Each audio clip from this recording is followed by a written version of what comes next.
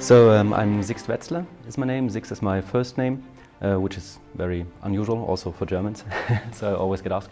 I come from Germany. Originally I'm from southern Germany, from Freiburg, the Black Forest, but I live in Wuppertal now, which is in the middle of Germany, close to Cologne, you might probably know.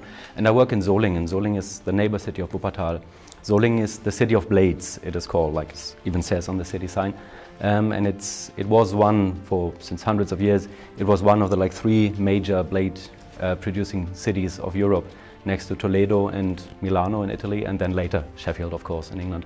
So Solingen has a very old and rich tradition in blades, and there's a museum, the German Blade Museum, Deutsches Klingenmuseum, and I'm the assistant director there. We have a huge selection of etched weapons, swords, sabers from all over the world, not only European but also Japanese and Chinese and Indonesian stuff. So I'm mainly concerned with these etched weapons, with history of etched weapons, and also with the fencing systems. We have a collection of fencing books since the 16th century, fight books, European mainly, and this is what I'm dealing with. Yeah. I started martial arts when I was young. When I was 9 years old, I saw the 36th chamber of the Shaolin for the first time, and that changed my life. It was an epiphany. So okay, these guys, they can do magic, and I want to be able to do that as well.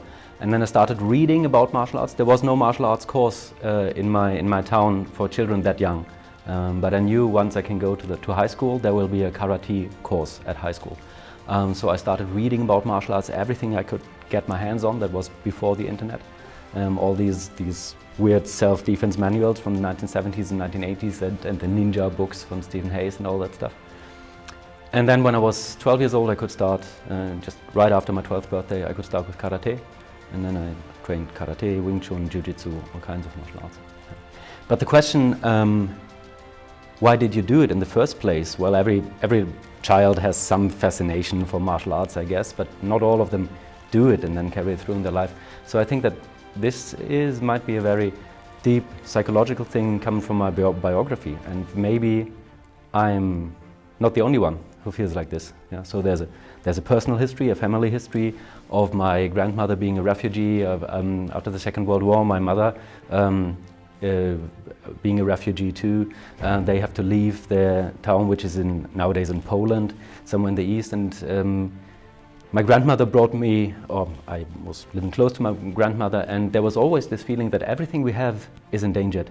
The order that you are living in can always be taken away from you. Yeah, this is something I grew up. And this also reflected heavily on my mother, and still in the third generation, I think, on me. So I think one of the reasons why I started martial arts as a kid was this feeling like I don't want to be weak. Yeah. There's danger, and I have to be strong. I have to be able to be a fighter to defend against the other one. So the evil, the chaos that is coming from the outside.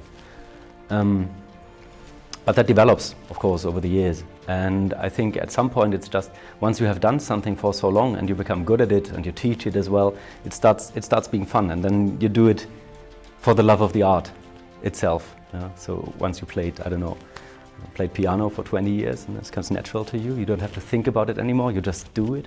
Yeah? So you continue doing it. And also, of course, you're in a community. Yeah? Many of my best friends are martial artists. I got to know them through the martial arts. So, of course, naturally, you would always, this is always a topic between us in our discussions, in our meetings, and this is why you continue. And then nowadays, of course, it's part of my work life too. At the museum, I work academically with martial arts, with these fight books that I told about, but I'm also teaching school classes that come to the museum. I give them courses in medieval sword fighting, we call it. And I've been also living, before I got the job at the museum, I've been making a living as a martial arts teacher. I've been traveling through Europe and teaching seminars. So it is, one of the main things in my life. I think the watershed was, of course, Paul is talking a lot about Bruce Lee, and I think Bruce Lee in the 1970s, this was, he's right, it was a watershed.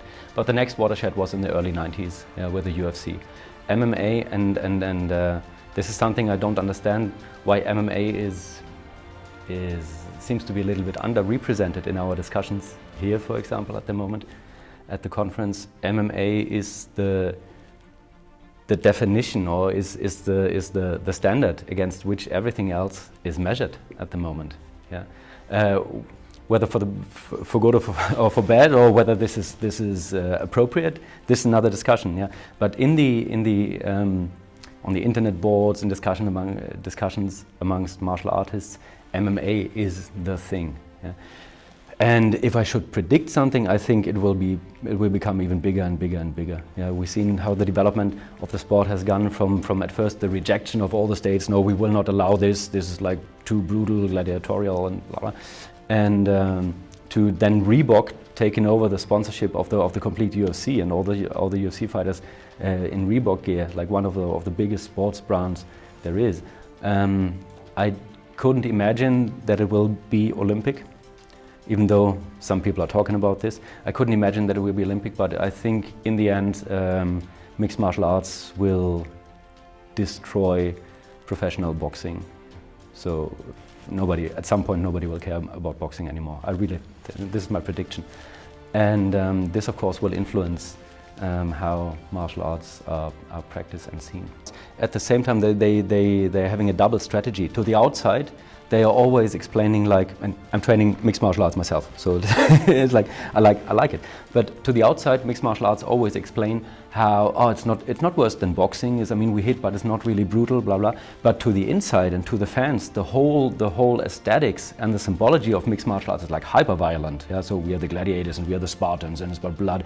And when you see a clip where you see the best knockouts or something of the MMA, or just a short advertisement clip for a tournament, there you don't see how the athletes are, like, I don't know, peacefully eating their protein diet or something, but you see people being knocked out with a high kick to the head.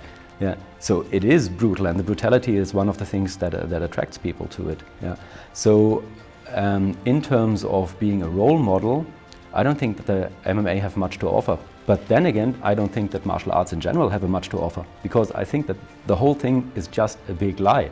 Like also Bruce Lee, yeah, his philosophy, blah blah.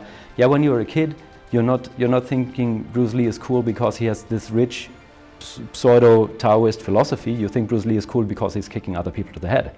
So I'm very frustrated with all this mythology of martial arts will make people peaceful that we, the martial arts, have successfully installed in the Western mind in the last 70 years.